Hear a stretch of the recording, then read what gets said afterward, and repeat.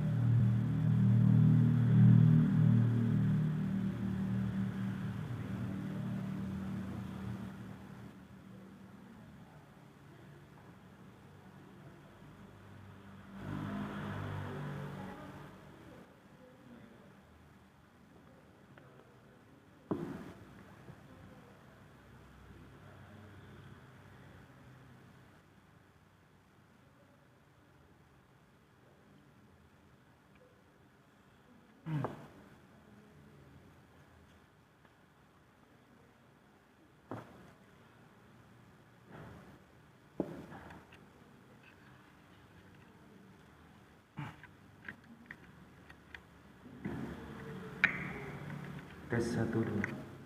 Tayyib. Bismillahirrahmanirrahim. Assalamualaikum warahmatullahi wabarakatuh. Alhamdulillah. Alhamdulillahilladzi waffaqana ala ta'atihi wa arsyadana ila sabili rusydi.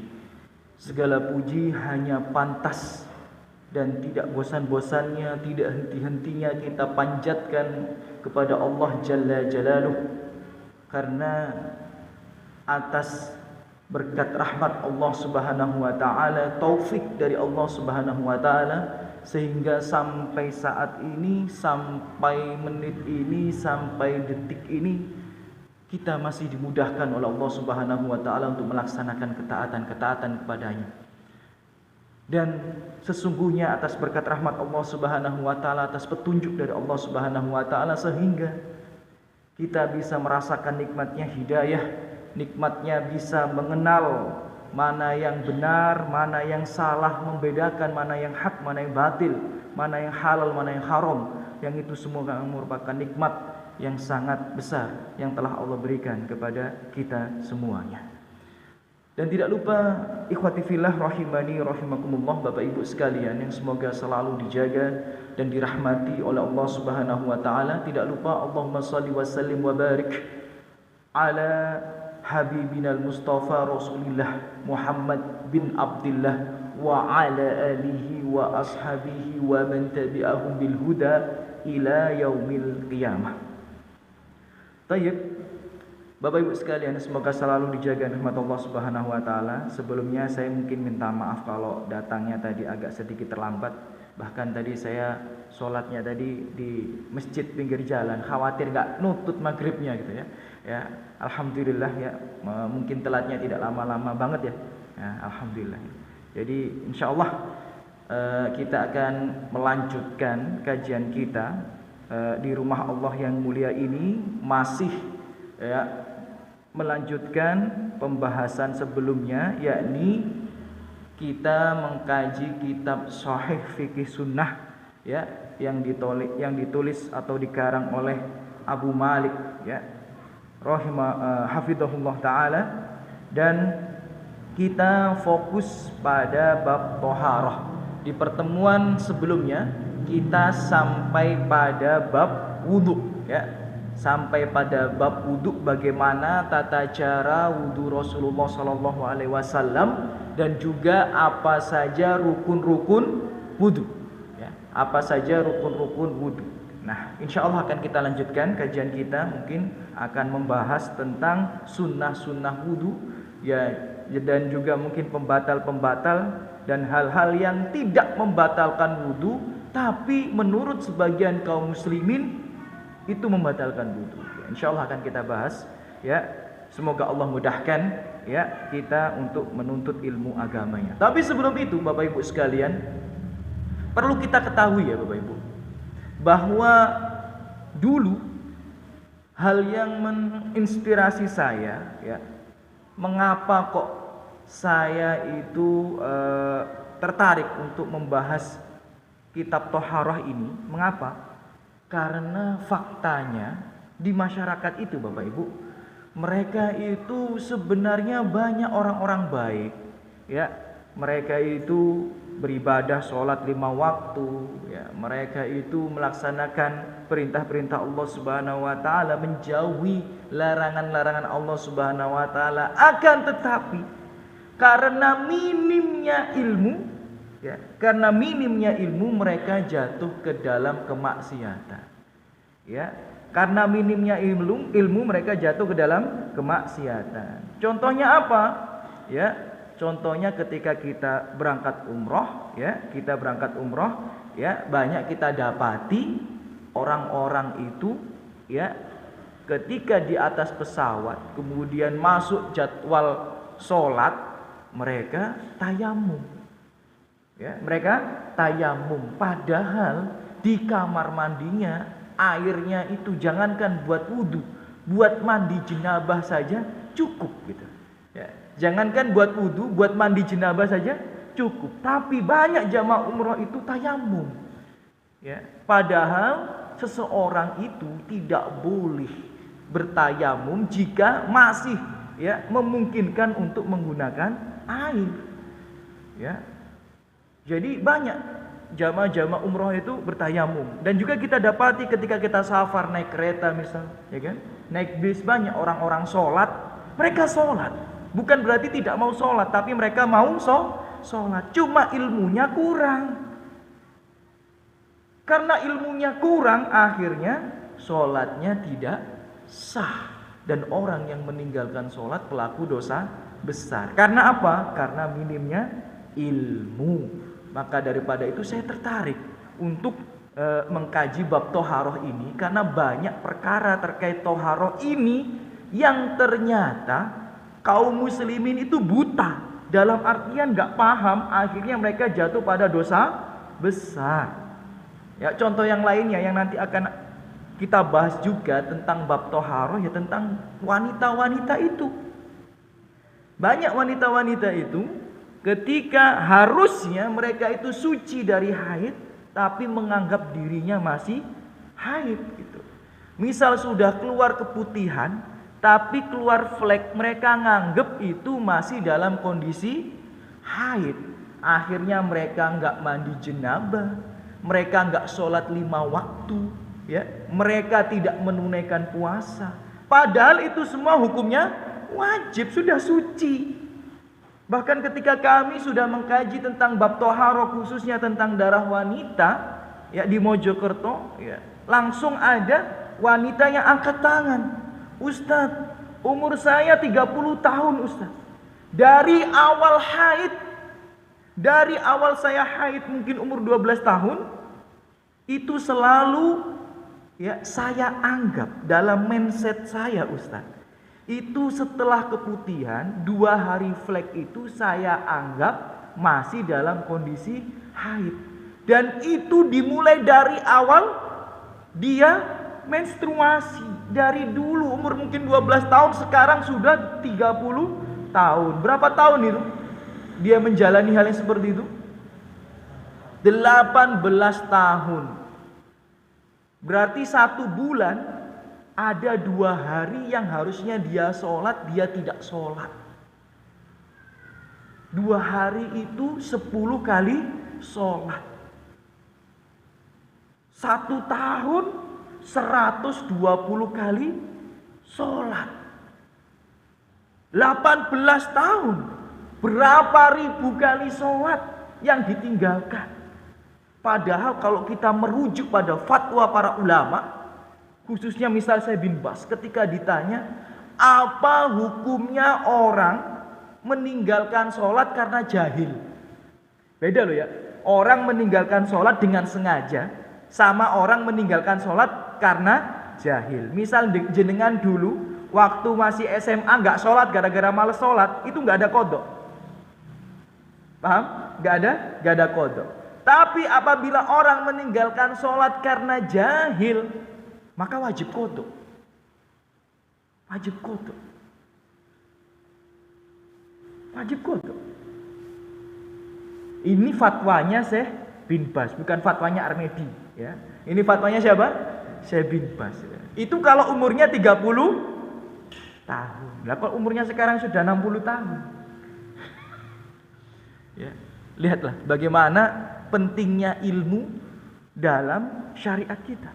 Karena terkadang orang itu jatuh ke dalam kemaksiatan bukan karena ia sengaja bermaksiat, bukan, karena dia tidak paham ilmunya. Tidak paham ilmunya. Contoh yang terakhir kemarin ini sebagai motivasi kita biar kita semangat belajar bab tentang thaharah ini. Ya. Belum lama ini ya, terkait orang yang karena minimnya ilmu akhirnya jatuh ke dalam kemaksiatan dan dosa. Zakat fitrah. Zakat fitrah. Kalau antum buka kitab-kitab fikih, saudara-saudariku semua, yang semoga antum selalu dijaga dan dirahmati oleh Allah Subhanahu wa taala, mayoritas ya ulama-ulama kita, asatidah kita berpendapat bahwa zakat fitr itu ya pelaksanaannya itu adalah pada hari Idul Fitri. Pada hari Idul Fitri itu, yakni malam takbiran sampai kapan? Sampai khotib menaiki mimbar. Tapi ada rukhsah, ada keringanan. Dalam hadis yang sahih dikatakan ada keringanan, boleh mengeluarkan zakat fitr 2 atau 3 hari sebelum Idul Fitri. Ada hadis yang sahih menjelaskan hal itu. Jadi kalau jenengan kemarin Idul Fitrinya hari Sabtu, berarti mengeluarkan zakat fitr itu hari Jumat, hari Kamis, hari Rabu masih boleh. Ada rukhsah. Karena kalau kita mengeluarkan zakat fitr malam takbiran bisa jadi agak kesusahan. Ya, apalagi habis subuh, mau nyari orang miskin semuanya nggak ada di rumah gitu kan. Jadi agak repot gitu. Jadi ada rukhsah 2 atau 3 hari sebelum Idul Fitri. Tapi faktanya banyak masyarakat kita nunaikan zakat fitr seminggu sebelum Lebaran. Bahkan sekolah-sekolah itu, ya kan? Sekolah-sekolah itu kebanyakan 10 hari sebelum Lebaran. Kenapa? Ya sekolahnya libur. Kalau nunggu Idul Fitri ya gurune wis gak ono sing mlebu, ya kan? Jadi sekolah-sekolah kebanyakan seminggu sebelum hari raya sudah dibagi-bagikan. Anak-anak kan zakat fitr tuh ke sekolah tuh, ya kan? Ya, banyaknya sekolah-sekolah itu ya seminggu sebelum hari raya dibagikan ke masyarakat. Padahal ini bukan Armedi loh, ini bukan Armedi. Antum kitabnya Fatawa Syekh Muhammad bin Shalih Al-Utsaimin rahimahullah. Beliau ditanya, saya sudah menunaikan zakat seminggu sebelum lebaran. Bagaimana hukumnya? Kata Syekh Muhammad bin Shalih Al-Utsaimin rahimahullah, al-alamah, ulamanya ulama gitu ya. Ya, jadi gurunya ulama ya Syekh Muhammad bin Shalih Al-Utsaimin ini yang diakui oleh seluruh dunia. Apa jawabnya? Tidak sah. Padahal hampir seluruh sekolahanku seminggu saat durunge riyoyoan. Ya. Fakta ini ya, ini fakta loh. Ya, memang pahit tapi harus kami sampaikan sebagai pembelajaran kita bersama. Karena syariat ini harus berdasarkan dalil. Loh Ustadz, apakah ada pendapat? Ada yang berpendapat bolehnya menunaikan zakat fitr dari awal Ramadan, Syekh Nawawi rahimahullah dan sebagian ulama Syafi'i. Tapi itu kecil. Kebanyakan 2 atau 3 hari sebelum lebaran karena hadisnya itu. Dan Rasulullah dan sahabat tidak ditemukan dalil menunaikan zakat fitr jauh hari sebelum lebaran. Yang ada dalilnya 2 sampai 3 hari. Sebagian ulama berpendapat boleh dari 1 Ramadan. Tapi ustadz kita, asatidah kita, ulama-ulama kita yang muktabar hampir semua ya berpendapat bahwa boleh itu 2 atau 3 hari sebelum Idul Fitri. Nah, bisa jadi jenengan kemarin itu. Ya, kalau titip nang masjidnya seminggu sadurunge hari raya sudah dibagi-bagikan, itu kalau jenengan tanya saya, kan jenengan tanya saya nih, hukumnya apa? Tidak sah. Tanpa mengurangi rasa hormat orang yang berpendapat bahwa itu sah. Paham maksud saya? Ya, kayak gini misal, Imam Abu Hanifah itu berpendapat sholat ya tanpa Al-Fatihah itu sah. Ya, jadi kalau jenengan Allahu Akbar terus baca Qul huwallahu ahad, kemudian ruku Allahu Akbar, itu Imam Abu Hanifah dan madhab Hanafi mengatakan hukumnya sah. Tapi mayoritas ulama berpendapat kalau sholat 1 rakaat itu tanpa Al-Fatihah hukumnya sah apa tidak? Ya tidak sah. Ya sama kayak gitu tadi. Jadi kalau jenengan tanya saya hukumnya tidak sah. Tapi bukan berarti saya tidak menghormati pendapat yang seperti itu. Tapi kalau jenengan tanya saya, yang saya yakini tidak sah. Yang saya yakini adalah pendapat-pendapat sebagian ulama sebagaimana Muhammad bin Shalih Al-Utsaimin 2 sampai 3 hari sebelum Idul Fitri. Dan masih banyak kasus yang lainnya Bapak Ibu, bahwa ternyata banyak di antara masyarakat kita itu jatuh dalam kemaksiatan bukan karena sengaja ya, tapi karena tidak tahu, karena jahil. Maka daripada itu wajib menuntut ilmu agama. Dan salah satu ilmu agama yang wajib kita pelajari adalah bab thaharah ya. Kemarin kita sudah bahas ada 10 poin tentang sifat wudu Rasulullah Shallallahu Alaihi Wasallam. Yang apabila 10 poin itu dikerjakan, maka akan diampuni dosanya yang telah lalu. Ya, itu sudah kita bahas. Kemudian syarat toharoh, ya syarat wudu yang dimaksud adalah adanya niat. Jadi wudu itu harus dengan niat, ya, dan niat tidak harus dilafatkan. Kemudian kita sedikit mereview ya kajian sebelumnya bahwa di sini ya yang sudah kita pelajari kemarin tentang rukun wudu. Nah, kalau kita bicara rukun berarti tidak boleh ditinggalkan ya. Rukun wudu yang pertama adalah membasuh wajah. Ya, membasuh wajah itu rukun wudu. Kemudian yang kedua adalah membasuh tangan sampai siku, ya, sampai siku, ya.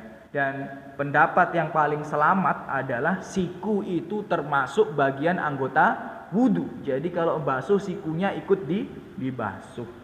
Kemudian yang ketiga adalah mengusap kepala. Ya, dan pendapat yang kami pilih yang dimaksud kepala ini adalah seluruh kepala, bukan hanya bagian depan saja atau sampai bagian tengah saja, tidak, tapi seluruh kepala. Ya, kemudian yang nomor 4 adalah mengusap kedua telinga. Ya, mengusap kedua telinga. Kemudian yang nomor 5 adalah membasuh kaki sampai mata kaki, ya, itu rukun wudu. Kemudian yang ke-6 adalah tartib. Tartib itu ternyata tertib itu dari bahasa Arab. Ya, saya ulang sekali lagi, tertib itu dari bahasa Arab. Ya, kalau bahasa Arabnya artinya tartib. Tartib itu apa ya? Itu tertib. Jadi ya wajah dulu baru tangan, bukan tangan dulu baru wajah. Tapi uniknya, ya walaupun nanti akan kita pelajari, tapi saya sedikit sampaikan, kalau tayamum boleh. Ya, karena ada riwayatnya. Tayamum itu telapak tangan dulu baru wajah, atau wajah dulu baru telapak tangan, nggak apa-apa. Kalau tayamum, ya kan? Tapi kalau wudu nggak boleh. Ya, wudu harus tertib. Ya, itu nomor berapa tadi? Nomor 6. Kemudian yang nomor 7, al-muwalah. Apa al-muwalah itu? Berkesinambungan, ya, bukan habis basuh wajah kemudian ditinggal ngopi. Nah, enggak gitu ya. Jadi bukan habis basuh wajah ditinggal ngopi. Tapi kalau jaraknya sedikit boleh. Jaraknya sedikit boleh, ya. Misal habis basuh wajah anak jenengan kepleset gitu ya. Nah, enggak apa-apa jenengan tulungi. Ya, enggak harus diselesaikan wudunya atau diulang dari awal, tidak. Ya, selama air itu masih menetes, ya, itu tidak ada masalah, ya. Yaitu 7 rukun wudu, ya, 7 rukun wudu yang disampaikan oleh Syekh Abu Malik di sini. Nah, kemudian kita masuk pembahasan berikutnya. Tentu saja yang dalil rukun wudu nggak perlu kita sampaikan, ya, karena sudah kita bahas dalilnya di pertemuan-pertemuan yang lalu. Ya, kita masuk pada sunnah-sunnah wudu. Nah, jadi membedakan antara rukun wudu dan sunnah wudu itu sangat penting. Kenapa? Karena kalau kepepet kita nggak perlu mengamalkan yang sunnah, itu maksudnya. Jadi kenapa kok kita ini belajar rukun wudu, sunnah wudu, Ustadz? Kenapa nggak dikerjakan semuanya, Ustadz? Kan sama-sama berpahala. Iya. Tapi fungsinya itu kalau kepepet, biar jenengan tetap sah wudunya walaupun meninggalkan sebagian yang dilakukan oleh Rasulullah Shallallahu Alaihi Wasallam. Fungsinya gitu. Saya sendiri, ya, mohon maaf ya, kalau buru-buru sholat itu nggak usah dikerjakan yang sunnah-sunnah atau nggak usah dikerjakan semuanya. Paham maksudnya? Ya, kalau lagi buru-buru nih. Ya, misal ibu-ibu ini sering buru-buru, kenapa? Anaknya nangis dan sebagainya. Boleh nggak dikerjakan yang wajib-wajib saja? Boleh. Ya, jenengan rukuk cuma baca subhana rabbiyal azim sekali, sah. Nggak harus 3 kali. Kenapa? Karena yang kedua, yang ketiga hukumnya sunnah. Jenengan sujud baca subhana rabbiyal a'la sekali, sah. Iktidal rabbana walakal hamd, sah. Gak harus dibaca semuanya, gitu ya. Kalau kita bisa membedakan mana yang rukun, mana yang wajib, mana yang sunnah kalau dalam sholat, gitu ya. Tapi kalau dalam wudu, ya, dibedakan mana yang rukun, mana yang sunnah. Fungsinya apa? Ya kayak tadi. Misal di pesawat, ternyata di atas pesawat itu, Bapak Ibu, atau di atas kereta itu, di dalam kereta maksudnya, ya, di dalam pesawat, itu kita nggak harus meninggalkan wudu. Bisa kita wudu dengan meninggalkan yang sunnah. Kalau kumur-kumur susah, nggak usah kumur-kumur. Kalau istinsyak itu susah, nggak usah istinsyak. Ya. Kalau membasuh kaki itu susah, ya nggak usah dibasuh, pakai kaos kaki. Itu fungsinya untuk memahami mana yang rukun, mana yang sunnah. Bahkan kami itu kalau wudu di dalam kereta, ya, di dalam pesawat, nggak perlu ke kamar mandi, nggak perlu kamar mandi. Cukup bawa air mineral aja cukup. Bahkan 1 gelas itu nggak habis semua, ya, nggak habis semua. Ya. Dan yang kami sebutkan tadi itu ya, rukun wudu membasuh wajah, yang wajib itu sekali. 3 kali enggak wajib. Membasuh tangan sekali yang wajib. Membasuh kaki ya sekali. Ya, jadi itu pentingnya kita membedakan mana yang rukun, mana yang sunnah. Jadi kalau lagi kepepet, lagi darurat, kita bisa meninggalkan yang sunnah, cukup mengamalkan yang rukun-rukun saja. Oke, sunnah-sunnah wudu yang pertama as-siwak. Ya, apa siwak itu? Menyikat gigi. Ya, menurut pendapat yang rajih, siwak itu bukan hanya sekedar menggunakan kayu atau akar siwak, enggak, tapi menggunakan apapun itu tetap masuk dalam istilah bersiwak.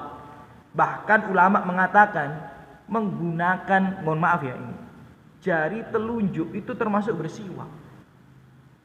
Ya, jadi mohon maaf ya kalau jenengan lihat orang-orang Saudi, orang-orang luar, mereka nggak bawa siwak. Biasanya mereka wudhu itu tangannya itu digosokkan ke giginya. Pernah nggak lihat yang seperti itu ya? Nah, jadi kalau jenengan pernah lihat seperti itu, mereka itu mencoba mengamalkan sunnah wudhu.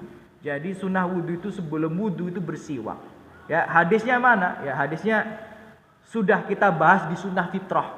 Ya, di sunnah fitrah itu kita bahas seandainya aku nggak khawatir mewajibkan umatku gitu ya dalam hal bersiwak, itu pasti aku akan menyuruh mereka bersiwak sebelum mereka menunaikan sholat. Maksudnya kapan ya? Saat sebelum wudhu itu atau barengan saat wudhu itu tadi. Jadi kalau bisa sebelum wudhu itu sikat gigi ya, sikat gigi ya. Boleh pakai siwak, akar siwak itu secara langsung maupun pakai sikat gigi. Itu sunnah hukumnya ya. Dalilnya sudah kita bahas di sunnah fitrah. Kemudian yang kedua, sunnah wudhu yang kedua itu adalah at-tasmiyah atau tasmiyah. Apa tasmiyah itu? Ucapan bismillah. Nah, cuma Bapak Ibu sekalian, ya. Toib ya, sebelum kita bahas perkataan ulama, kita bahas dalilnya aja dulu. Ada hadis riwayat Abu Dawud dan Tirmidzi. Rasulullah bersabda, wala wudu liman lam yadkur ismallah alaihi. Tidak sah wudu seseorang yang tidak mengucapkan tasmiyah. Hadis riwayat Tirmidzi dan Abu Dawud. Tapi ada tapinya. Hadis ini ulama berbeda pendapat.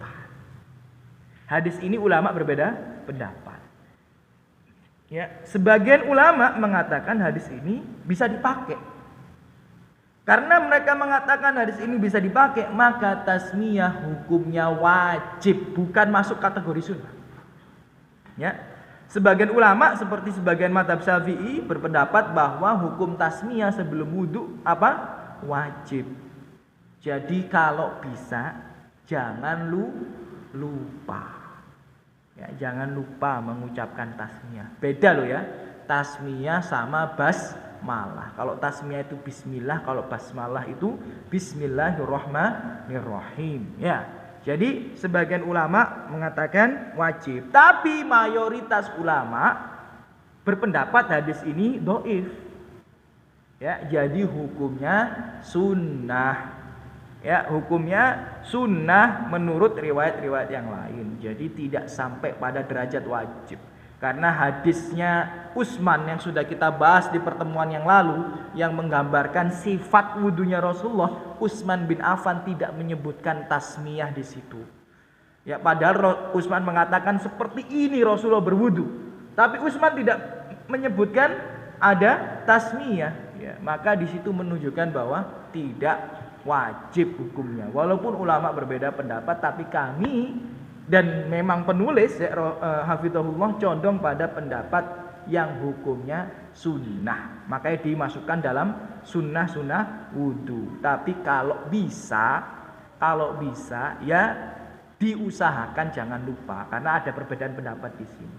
Ustaz, kalau di kamar mandi Ustaz, ya sebelum masuk kamar mandi. Jadi sebelum kamu masuk kamar mandi itu sudah niatkan mau wudu nanti, di dalam kamar mandi itu kemudian mengucapkan bismillah, ya, mengucapkan bismillah, ya. Dan bismillah itu fungsinya banyak. Bisa fungsinya itu sebagai sunnah wudu, bisa fungsinya untuk menutup aurat kita dari pandangan-pandangan jin, ya. Sebagaimana yang sering disampaikan oleh Sadidiyah hadisnya, ya. Jadi boleh gitu. Bahkan sebagian ulama dalam fatwanya ini bukan Armendi, ini bukan, ya, dalam kitab ulama, mereka berpendapat, ya, kalau sudah masuk kamar mandi lupa mengucapkan tasmiyah, maka ucapkan tasmiyah. Karena misalnya kalau nggak salah ini fatwanya Muhammad bin Shalih Al-Utsaimin, karena menyebut nama Allah di dalam kamar mandi itu hukumnya makruh. Sedangkan tasmiyah sebelum wudu atau sebelum mandi jenabah hukumnya bisa masuk kategori wajib. Ya, maka boleh, ya. Ya, boleh gitu, ya.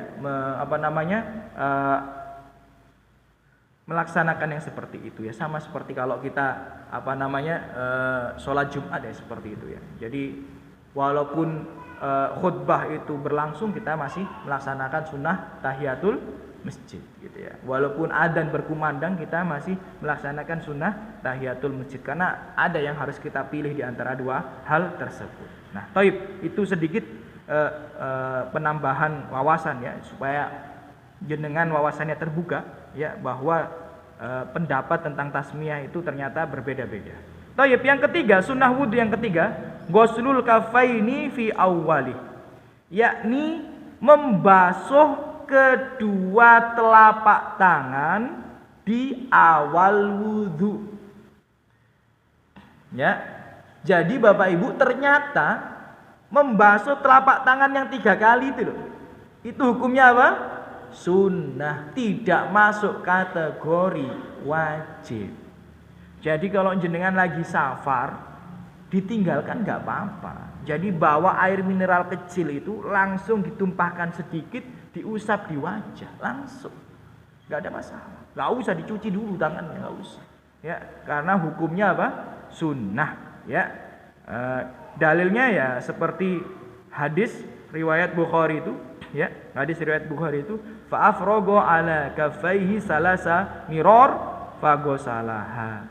Sesungguhnya Rasulullah itu sebelum berwudu, ya, itu awalnya itu, ya, mengawali dengan apa? Mengambil gayung atau cibuk itu, ya, kemudian dibuat untuk mencuci tangannya itu, telapak tangannya itu, ya, beberapa kali cucian. Nah, tapi ya seperti yang pernah saya sampaikan kemarin, dalil wajibnya wudu itu, ya, menurut mayoritas ulama hanya ada pada surat Al-Maidah saja. Jadi nanti di surat Al-Maidah itu yang di awal itu jenengan baca, ya, bahwa yang dihukumi rukun yang wajib untuk dikerjakan, ya, yang hanya di surat Al-Maidah itu, ya. Selain di surat Al-Maidah itu hukumnya apa? Sunnah. Jadi apa yang dilakukan Rasulullah dalam hadis-hadis yang dijelaskan para sahabat itu hukumnya sunnah, termasuk diantaranya, ya, mencuci kedua telapak tangan. Kemudian yang nomor 4, al-madmadah wal istinsaq, ya, min kafi wahidatan, ya, min kafin, ya, wahidatin salasan. Berkumur-kumur dan istinsyak. Istinsyak itu masukkan air ke dalam hidung. Min kafin wahidatin. Nah, ya, ini kadang kita kelewatan ini. Dengan menggunakan satu telapak tangan 3 kali. Nah, gitu, ya. Kita ini kan kadang-kadang kalau kumur-kumur kan pakai gini, ya. Kadang nggak cukup cebok, jadi kayak kumur-kumur, ya kan? Ya, ternyata Rasulullah itu Bapak Ibu, kumur-kumur itu cukup pakai satu telapak tangan, dan satu telapak tangan itu langsung dijamak antara air yang digunakan untuk kumur-kumur dan air yang digunakan untuk istinsyak, gitu loh. Jadi dulu saya masih ingat, ya, awal saya berubah itu ketika SMA, ya. Dulu itu ketika SMA saya lihat teman saya bener ya. Astagfirullah, saya minta ampunan kepada Allah Subhanahu wa taala. Ya, teman saya sudah bener gitu. Cuma sama-sama nggak tahu dalilnya, itu gara-gara sama-sama bodoh yang repot itu. Ya, dulu waktu saya SMA, saya lihat teman saya itu wudu cuma pakai satu tangan. Nah, saya wudu kan pakai dua tangan dan seger gitu ya. Ya seger ya. Jadi langsung masuk mulut, langsung masuk hidung, seger dong. Dua tangan ya. Kan airnya banyak lah. Teman saya pakai satu tangan, tak ceramain dia. Ente ibadah aja pelit gitu. Repot kalau nggak punya ilmu jadi ya. Repot ini ya. Bahkan saya masih ingat siapa itu yang saya ceramain itu ya. Tapi saya nggak ngomong dalil, ini cuma logika saja. Saya bilang, ente wudu kenapa pakai satu tangan, pakai dua tangan, seger lu ya kayak banyune gitu ya, bahasa Jawa ya dulu ya sama teman-teman SMA gitu ya. Pakai dua tangan kan enak ya, lebih seger gitu ya. Ya terus membasuh muka pakai dua tangan sama satu tangan, logikanya segeran mana? Pakai dua tangan kan gitu ya. Nah baru setelah saya baca di sini ya, nggak lama setelah itu ya, saya juga masih taunya nih SMA juga ya, taunya waktu itu SMA juga. Loh ternyata sih bener koncoku. Ya ini repot ya. Makanya beragama itu harus pakai dalil, bukan pakai logika. Kalau pakai logika manusia ya repot. Karena setiap orang tuh punya perspektif kebenaran yang berbeda-beda. Ya kayak tadi itu, menurut saya kalau pakai dua tangan lebih seger, ya kan? Ya, yang dikumur-kumur lebih banyak, yang dihirup lebih banyak, yang diusap buat wajah lebih banyak, kena diadus barang, ya kan? Ya itu lebih enak. Tapi ternyata agama itu tidak menurut perspektif manusia. Harus sesuai dengan dalil syariat. Jadi logika kita harus kita tundukkan di bawah dalil yang ada. Ternyata Rasulullah itu wudunya pakai tangan kanan ngambil airnya. Dan itu cukup digunakan untuk kumur-kumur dan istinsyak. Ya gitu ya. Cukup untuk digunakan kumur-kumur dan istinsyak ya. 3 kali itu hukumnya sunnah. Dalilnya tentu saja masih sama ya. Hadis riwayat Muslim ya, dan sebagian juga riwayat Bukhari. Annahu tamat mado wastinsyak, sesungguhnya Rasulullah dulu itu kumur-kumur dan istinsyak min kafin wahidatin, dari satu telapak tangan saja. Fa'ala dzalika salasan. Rasulullah melakukan hal itu 3 kali. Jadi Rasulullah itu wudunya ya kumur-kumur sama istinsyaknya itu hanya dengan satu tangan.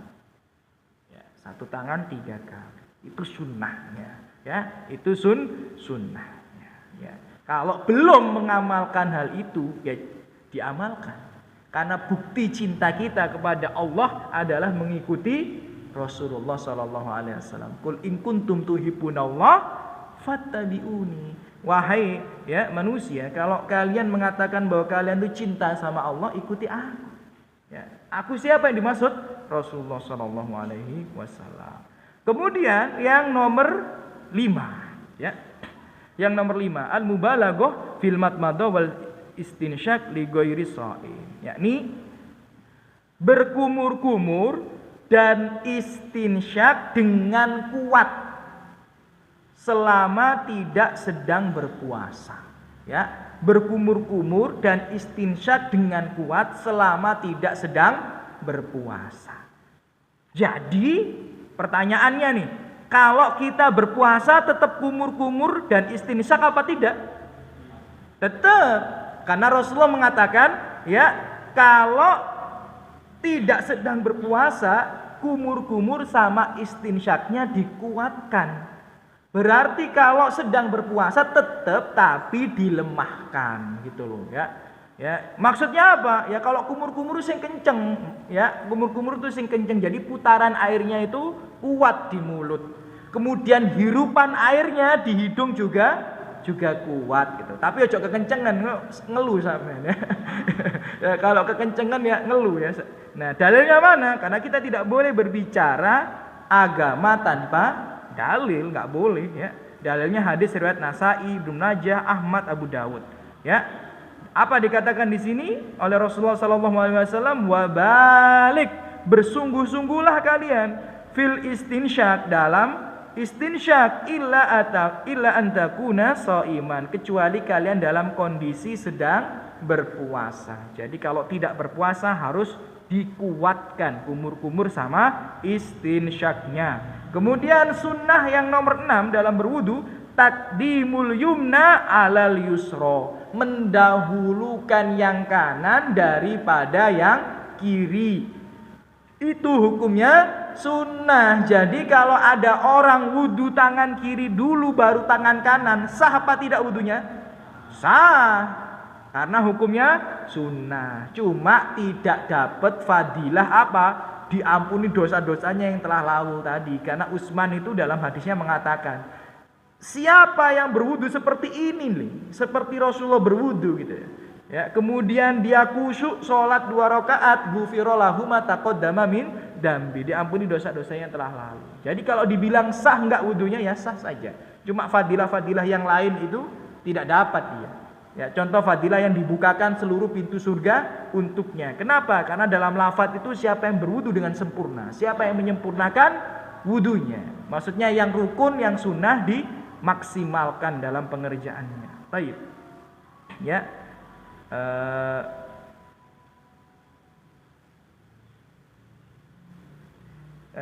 Dalam hadis yang sahih riwayat Bukhari dijelaskan bahwa Rasulullah SAW itu setiap mengambil air selalu membasuh bagian yang kanan terlebih dahulu, baru bagian yang kirinya. Ya, bagian kanan terlebih dahulu, baru bagian yang kirinya. Ya, misal summa akhadha ghurfatan min ma'in faghasala biha yadahul yumna, gitu ya.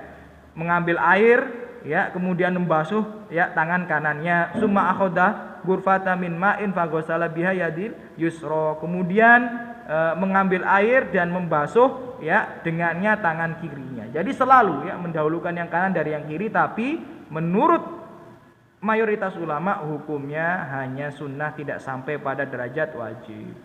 Ya. Kemudian yang nomor 7, sunnah wudu yang nomor 7, ya, membasuh bagian-bagian wudu 3 kali. Ya. Ghuslul a'dha'i salasan, yakni atau a'dha'a salasan, yakni membasuh bagian-bagian anggota wudu itu 3 kali. Ya. Jadi 3 kali itu hukumnya sunnah. Yang wajib itu berapa? 1 kali saja. Tapi ada pengecualian. Ya, pengecualian. Apa pengecualiannya? Ingat ya, yang di sini itu penulis pakai kata membasuh ya anggota wudu 3 kali. Jadi yang dilakukan 3 kali itu adalah membasuh. Selain membasuh tidak 3 kali. Pahami maksud saya. Kepala ini membasuh apa mengusap? Nah, karena kepala itu mengusap berarti tidak termasuk sunnah wudu yang 3 kali. Jadi cukup 1 kali saja. Ya, 1 kali ke belakang, sekali ke depan itu dihitung 1. Ya. Kemudian untuk telinga sudah kita jelaskan di pertemuan yang lalu, ulama berbeda pendapat. Ada yang mengatakan dibasuh dengan bekas basuhan kepala, ada yang mengatakan dibasuh dengan air yang baru. Dan itu memang perbedaannya kuat. Misal kalau di sini Syekh itu lebih condong membasuh dengan air yang sama. Kalau kita lihat kitab Bidayatul Mujtahid, ya, Syekh Ibnu Rusdi lebih condong pada dengan usapan air yang baru. Ala kulli hal, ya, pilih yang paling mudah ya bagi jenengan, yang paling yakin ya, karena insya Allah yang seperti ini tidak ada masalah ya, tidak ada masalah. Baik. Itu yang nomor 7 ya. Hadisnya riwayat Bukhari ya, tawaddoa marotan ya, bahwa Rasulullah itu loh pernah ya wudu itu cuma 2 kali basuhan. Itu menunjukkan kalau 3 kali hukumnya tidak wajib. Paham ya? Dalilnya hadis riwayat Bukhari, Rasulullah pernah wudu cuma 2 kali basuhan. Itu menunjukkan bahwa 3 kali hukumnya tidak wajib. Kalau wajib pasti dilakukan sampai tiga kali. Ya. Nah, kemudian ya dalam hadis yang lainnya sama juga ya. Rasulullah melakukan wudhu itu marotaini 2 kali 2 kali. Itu menunjukkan bahwa membasuh 3 kali itu hukumnya tidak wajib. Ya. Itu nomor berapa tadi? 7. Nomor 8, takhlilul lihyah al-kathifah. Ya, jadi menyela-nyela jenggot yang lebat. Tuh, masih ada penjelasan di situ. Yang apa? Yang lebat. Kalau nggak lebat nggak usah. Apalagi yang nggak punya jenggot, ya nggak usah. Apa yang disela-sela gitu ya? Nggak usah gitu ya. Jadi menyela jenggot yang lebat, tapi tetap hukumnya sunnah. Kalau jenengan ikut kajian saya di bulan yang lalu dijelaskan di situ ulama berbeda pendapat. Ya, karena sebagian ulama berpendapat hukumnya itu wajib. Kenapa? Lah kalau tebel cuma diguyang doang, ya, dibasuh doang. Kira-kira air sampai nggak ke janggut? Nggak sampai. Itu logikanya dia. Ya, logikanya dia. Ya. Makanya menyela jenggot itu hukumnya wajib. Tapi tetap kami condong pada hukumnya sunnah. Jadi menyela-nyela jenggot itu hukumnya sunnah. Dan memang Rasulullah itu seperti hadis Bukhari kelanjutannya itu tadi, ya, kalau wudu di sela-sela jenggotnya, ya.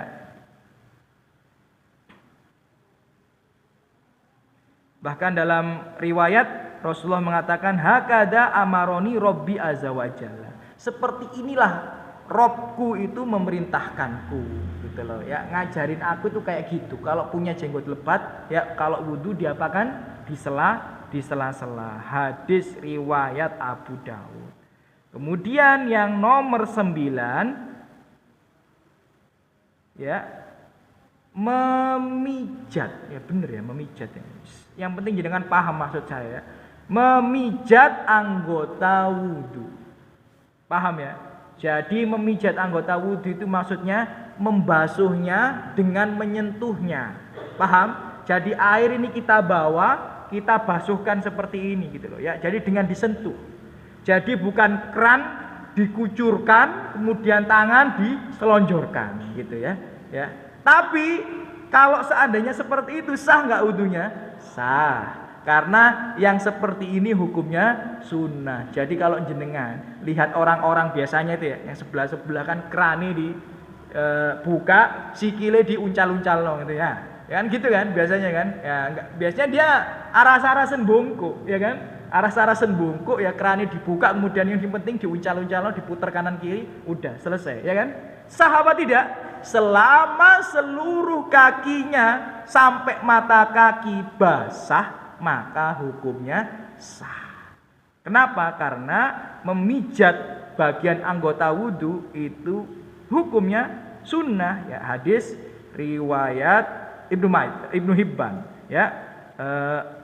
Para sahabat melihat Rasulullah SAW. Ra'aitu an-Nabi SAW yatawaddu faja'ala yadluk dira'aihi, ya. Beliau memijat, ya, lengan bagian ini namanya diro, ya. Jadi itulah bahasa Arab ya.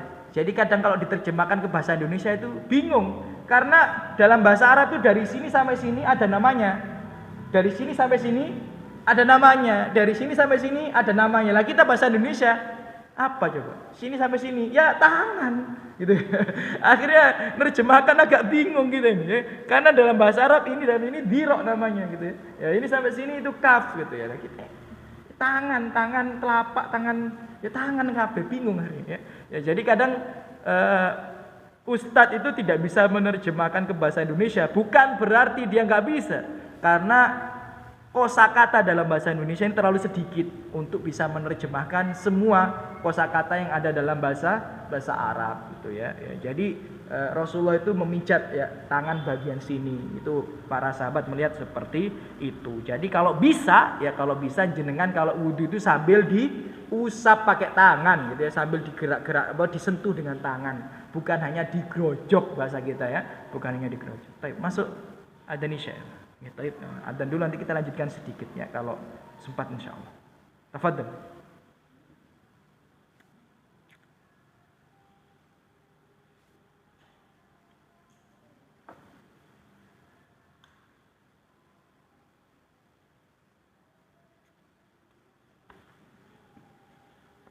Allahu Akbar, Allahu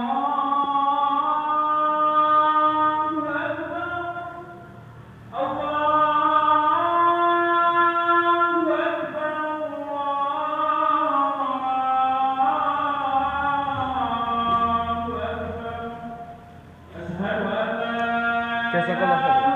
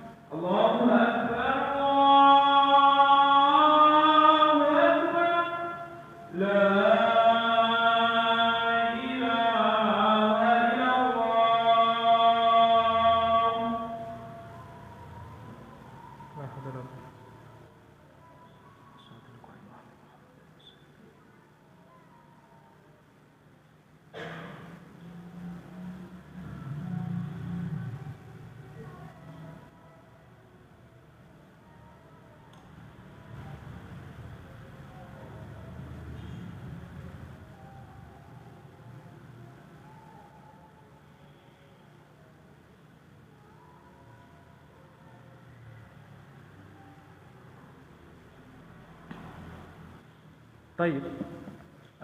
Alhamdulillah wassalatu wassalamu ala Rasulillah. Sampai pada nomor berapa tadi? Alhamdulillah, nyatet. Ya, Masya Allah ya, Alhamdulillah ya. Semoga catatan antum bermanfaat ya. Karena kalau hanya sekedar mengingat ya, saya harap ya nggak lupa gitu. Tapi banyak kan lupa gitu. Kalau jangan sekedar mengandalkan ingatan saja. Tapi alhamdulillah daripada nggak datang kajian gitu ya. Ya kan? Daripada nggak datang kajian ya alhamdulillah ya, bisa menambah wawasan kita. Baik. Nomor 10. Loh, 9 tadi sudah memijit. Iya. Nomor 10 ya. Tahlil asabi al-yadaini warijlaini, yakni menyela-nyela jari jemari tangan maupun kaki. Ya, itu hukumnya sunnah. Ya, itu hukumnya sunnah. Ini saya pernah debat ini sama orang Mesir ini. Ya, gara-gara ini dia ngotot hukumnya wajib. Dia nyalain, dia pernah sholat di sebelah gitu ya, dalam tanda kutip ya, sholat di sebelah nyalahin jamaah gitu.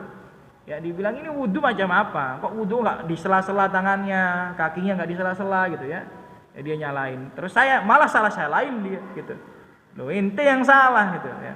Kan hukumnya sunnah. Ya. Walaupun mereka memang tidak mengamalkan sunnah, ya tapi sholatnya sah. Tolong jangan dikomentari seperti itu, saya bilang gitu. Hukumnya wajib, ya mengatakan dalilnya dan sebagainya. Kemudian saya debat lagi, ya bahwa tidak semua perintah, tidak semua yang dikerjakan Rasulullah itu hukumnya wajib, nggak semuanya gitu.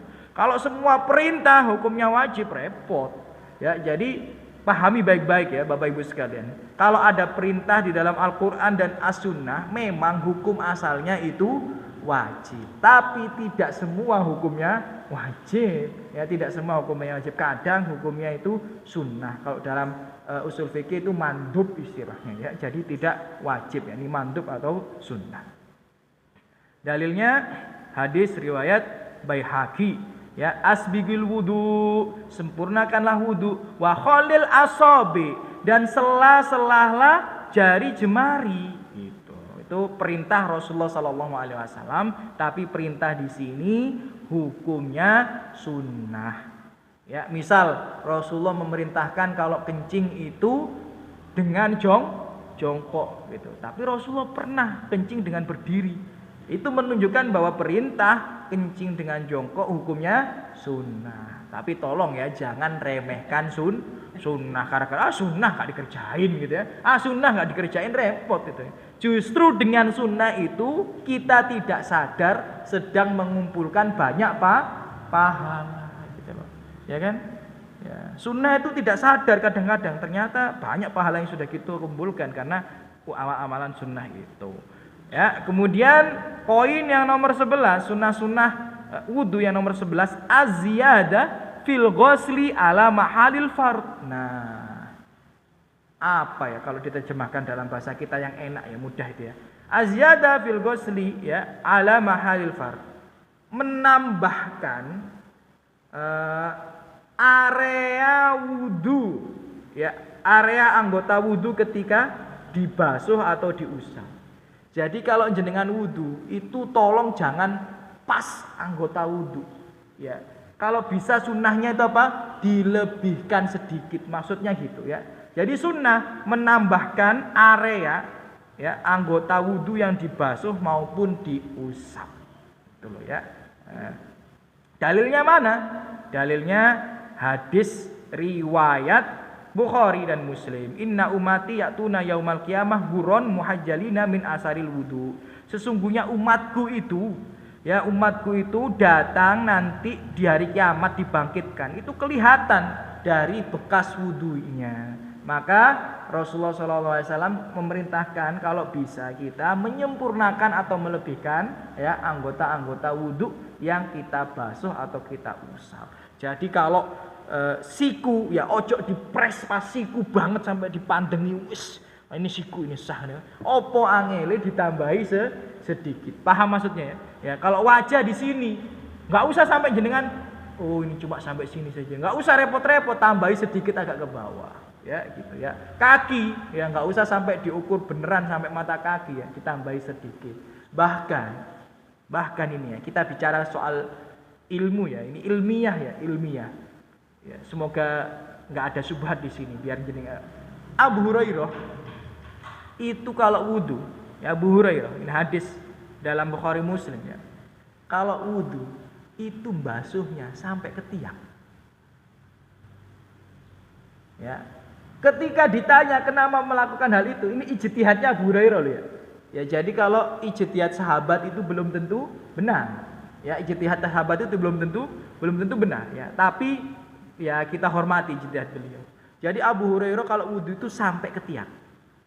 Kemudian ketika ditanya, kenapa kok seperti itu ya? Karena Rasulullah memerintahkan untuk menyempurnakan anggota-anggota wudu dan orang itu dibangkitkan ya dalam keadaan kelihatan bekas-bekas wudunya. Jadi Abu Hurairah itu mencoba untuk memperbanyak bekas-bekas wudunya. Tapi ini pendapat yang kurang tepat. Makanya para ulama walaupun ada dalil dari Abu Hurairah tapi tidak diamini. Jadi tidak semua ijtihad sahabat itu diamini oleh para ulama. Kalau gitu nanti repot ya, ono sing ngusap wajah sampai gulu-gulu barang gitu ya. Ya, nanti ya ngusap kaki sampai dengkul barang, ini repot kayak gitu ya. Jadi ala kulihal, tapi kalau bisa memang dilebihkan sedikit. Nah, kemudian yang nomor 12 ya. Al-iqtisad fi istimali alma ya. Meminimalisir penggunaan air. Ya, meminimalisir penggunaan air ya. Karena Nabi sallallahu alaihi wasallam, dulu Nabi sallallahu alaihi wasallam yagtasil bisa ya ila khamsati amdad wa yatawaddo bil mut. Wah, ini angel. Nek niru Nabi persis itu anjane angel. Nabi itu ya kalau wudu cuma menggunakan 4 mud. Satu sok itu kan 4 mud ya. Ya, 1 mud ini nih. 2 cengkraman tangan ini 1 mud. Jadi Rasulullah kalau mandi itu cukup 4 mud ini. 1 2 3 4 sampai 5. Hadis ya riwayat Bukhari bahkan. Ya, hadis riwayat Bukhari. Jadi Rasulullah itu 1, 2, 3, 4, 5. Cuma menggunakan 5 itu. Dalam artian kita itu satu gayungnya zakat fitr itu. Ya, gayungnya zakat fitr. Kalau di Arab masih ada itu.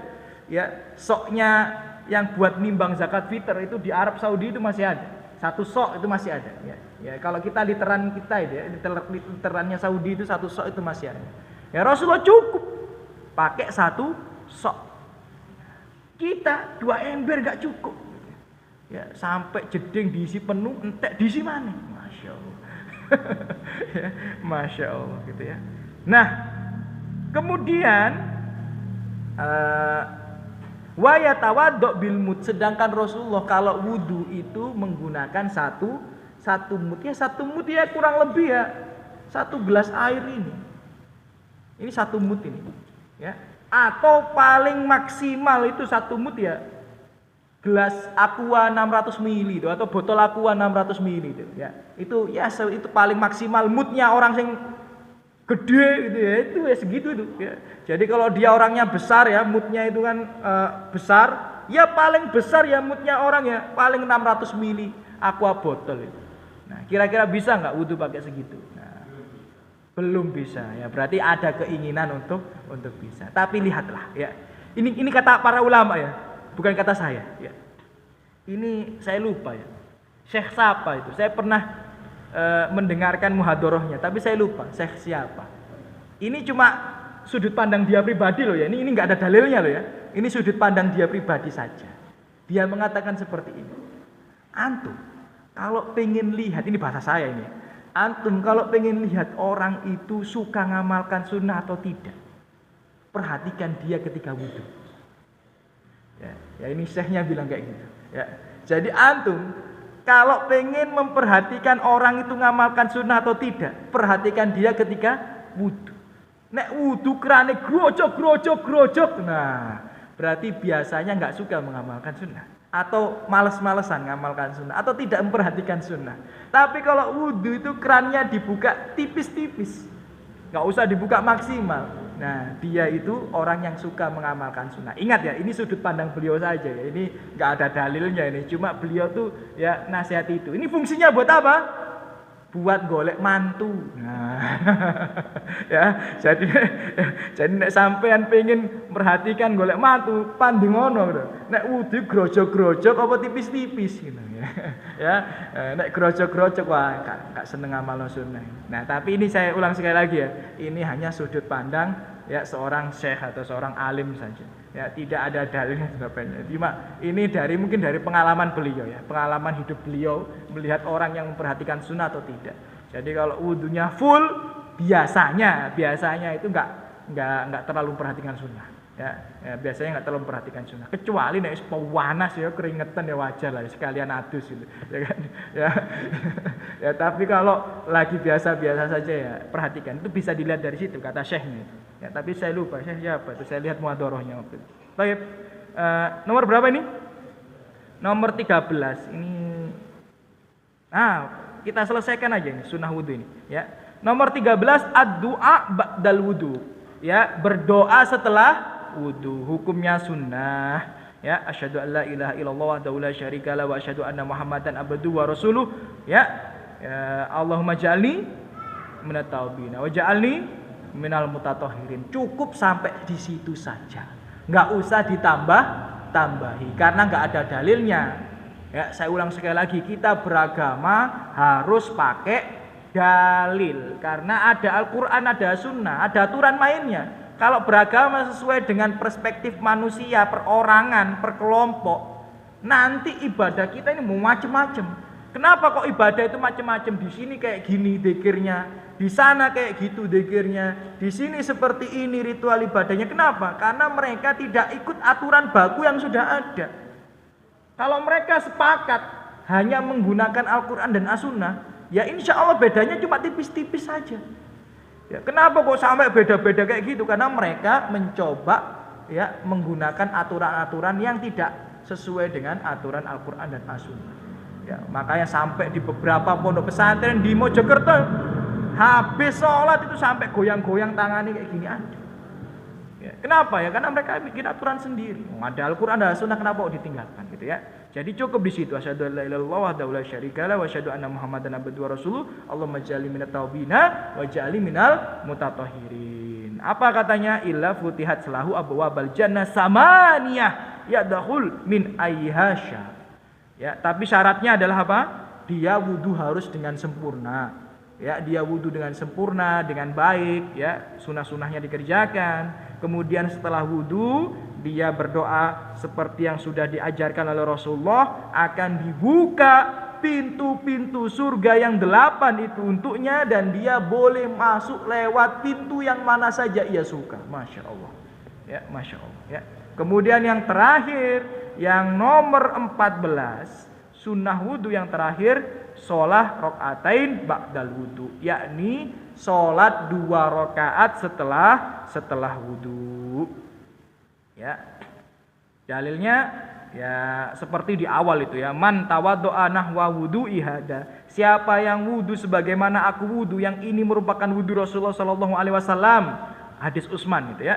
Summa qoma raka'a rakaataini, kemudian dia sholat 2 rakaat, la yahdas ya, atau la yahdus fihima nafsah, khusyuk sholatnya, nggak mikir yang aneh-aneh gitu ya. Ghufira lahu ma taqaddama min dambi, akan diampuni semua dosa-dosanya yang telah lalu. Jadi sunnah ya, kalau setelah wudu itu sholat sunnah 2 rakaat, dan sholat sunnah itu bisa digabung niatnya. Jadi kalau ini ya jenengan ini mau sholat isya ya, batal ya kan, tadi wudu ya kan, wudu sebagaimana wudu Rasulullah ya kan, kemudian berdoa ya, kemudian sholat tahiyatul masjid misalnya ya, sholat tahiyatul masjid, atau jenengan datang sholat qobliyah subuh dan sebagainya, itu bisa diniatkan dengan sholat sunnah wudu 2 rakaat dalam 1 kali sholat. Nah, keutamaannya berkali-kali lipat. Itu 14 sunnah-sunnah wudu. Dan insya Allah di pertemuan berikutnya kita akan masuk kepada nawakidul wudu, pembatal-pembatal wudu. Ini juga urgent, karena banyak di antara kita salah kaprah tentang memahami pembatal-pembatal wudu. Ada pertanyaan ya dari Bapak Ibu sekalian mungkin terkait wudu, atau mungkin sedikit keluar dari tema selama nggak jauh-jauh gitu, dan sesuai dengan kapasitas keilmuan kami. Tidak ada Bapak Ibu? Ya, silakan.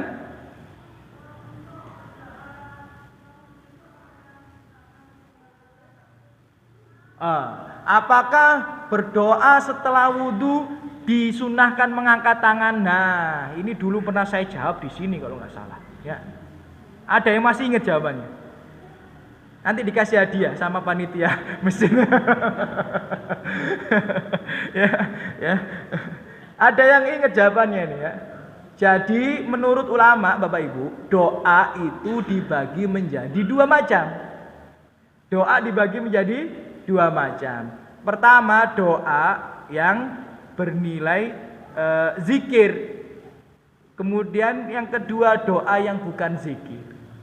Jadi doa yang sifatnya itu zikir, maka nggak perlu ngangkat tangan. Ini tolong dipahami teorinya dulu, nanti saya kasih misal ya. Ingat-ingat baik-baik. Doa yang sifatnya itu zikir nggak perlu mengangkat tangan. Ya. Tapi kalau doa itu bukan zikir, maka disunahkan mengangkat tangan. Contoh, jenengan setelah sholat kita akan berdoa, Allahumma inni as'aluka ilman nafi'ah wa rizqan thayyibah wa amalan mutaqabbala. Itu doa apa tidak? Doa, ya Allah, aku meminta ilmu yang bermanfaat dan rezeki yang baik dan amal ibadah yang diterima. Doa apa tidak? Doa. Jenengan angkat tangan apa tidak? Enggak. Kenapa? Karena zikir. Ya, zikir. Ya, jadi doa yang sifatnya zikir itu tidak mengangkat tangan. Tadi setelah adzan kita berdoa apa tidak? Berdoa. Angkat tangan enggak? Enggak, karena yang sifatnya zikir. Jadi doa yang sifatnya zikir itu tidak mengangkat tangan. Tapi ya Allah, aku pengen rabi ya Allah, angkat tangan. Nah iso dikencengno nang pinggire wong. Cek ditolong. ya, ya Allah aku pengen rabi, iso kenceng-kenceng ya pinggire Pak Wahyudi. Siapa ngerti ditolong dikolekno gitu ya, atau ditambahi kurang-kurang aneh ya Pak Yudi ya. Ya, itu boleh ya. Jadi kalau bukan zikir diangkat tangannya ya. Jadi kalau ini ya antara adzan dan iqamah itu kan bukan zikir, kan kita berharap pada Allah. Harapan kita berbeda-beda, macam-macam. Ono sing pengen utange lunas, ono sing pengen penyakite waras, ono pengen bojone dibuka atine supaya iso ya rabi maneh, macam-macam. Dungane macam-macam ya, dungane macam-macam. Ono sing gak rabi-rabi pengen ndang rabi ya, dungane macam-macam ya. Jadi ya itu ngangkat tangan. Tapi kalau yang sifatnya zikir tidak mengangkat tangan, itu jawaban para ulama ya. Jawaban para ulama dari mana? Dari mutolaah hadis. Ya, jadi kalau dari dalil yang letterlek nggak ada. Cuma ulama itu meneliti hadis. Jadi Rasulullah kalau kok baca zikir ini kok nggak ngangkat tangan.